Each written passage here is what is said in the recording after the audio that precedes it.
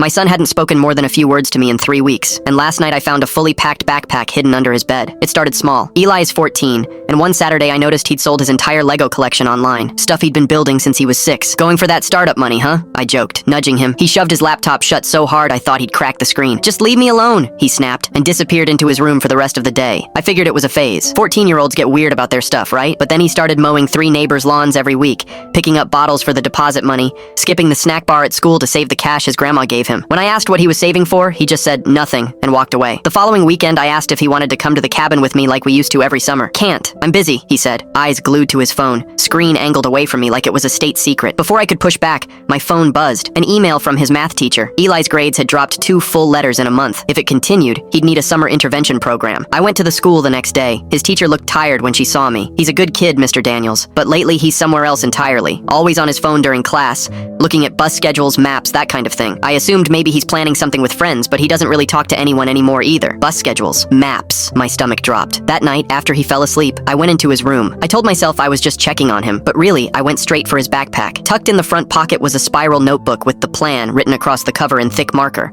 Inside was a printed bus schedule with one route highlighted in yellow, an address circled in red, written out 3 times like he was memorizing it, a running tally of money, $480, with the most recent entry from that morning, and a calendar page, torn out, with a date circled so hard the pen had ripped through the paper. March 15th, the day his mother died, 4 years ago. Below it, in his handwriting, I haven't told Dad yet. He'll try to stop me, or he'll want to come, and I need to do this on my own first. I keep thinking about Mom. I remember where it is even though he thinks I don't. This is for her. I sat on the floor of his room until almost 3 in the morning. All I could think was that my son was planning to run, to go somewhere alone, on the anniversary of the worst day of our lives, and that I had no idea where or what he'd do when he got there, or whether he'd come back at all. I barely slept for 2 weeks. 3 days before the 15th, I couldn't hold it in anymore. I sat him down in the living room, notebook on the coffee table between us, and told him everything. That I'd gone through his things, that I was sorry, but that I was scared, and whatever this was, we'd face it together. He stared at the notebook for a long time. Then his shoulders just dropped and he started crying. Dad, I wasn't running away. He grabbed his phone and pulled up a photo. It was the lake house, the one where Mom and Dad had their first date, the place we'd scattered her ashes after she passed. I remembered the address from when you talked about it that one time. I've been saving for bus tickets for both of us. I wanted to take you there on the 15th so we could go together,